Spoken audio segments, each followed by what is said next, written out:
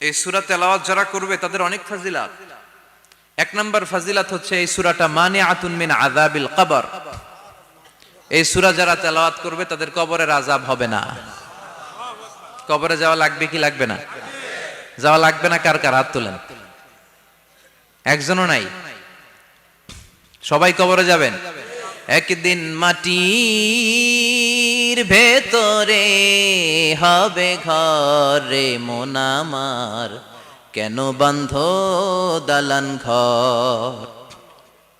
প্রাণ পাখি উড়ে যাবে পিঞ্জর ছেড়ে,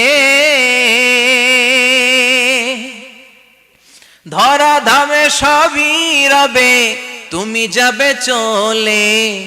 বন্ধু বান্ধব যত মাতা পিতা দ্বারা সুত সবই হবে তোমার পরে মন আমার, কেন বান্ধ দালান ঘর? একদিন মাটির ভেতরে হবে ঘরে মন আমার, কেন বান্ধ দালান ঘর? চিল্লায় বলেন ঠিক কিনা?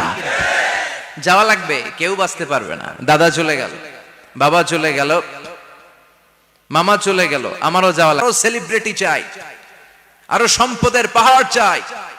ব্যস্ত, আমরা মহা ব্যস্ত। এত ব্যস্ততা কিসের? স্টপ, থামেন, অনেক হয়েছে, আন না, বসেন, একটু ভাবেন। দাদা চলে গেল, বাবা চলে গেল, মামা চলে গেল, আমাকেও চলে যেতে হবে। মাঝে মাঝে কবরস্থানে যাবেন, যে একটু দেখবেন এই কবরস্থানে শিশুরা শুয়ে আছে, কিশোররা শুয়ে আছে, আপনার মতো তাগড়া যুবকরা শুয়ে আছে, ওদেরও রক্ত গরম ছিল আপনার মতো। আজ ওরা নাই, সব শেষ, আপনাকেও যেতে হবে। এই কবরে আমাদেরকে যেতে হবেই। কবরের প্রশ্নের উত্তর দিতে হবে। চিল্লায় বলেন ঠিক কিনা? কবরে প্রথম প্রশ্ন করা হবে, মার রব্বুক, তোমার রবের নাম কি? আমাদের রব কে? ওমা দীনুক, তোমার ধর্মের নাম কি? আমাদের ধর্মের নাম কি? বিশ্ব নবীর চেহারা দেখিয়ে বলা হবে, এই লোকটাকে তুমি চিনো কিনা? চিনি না আমরা?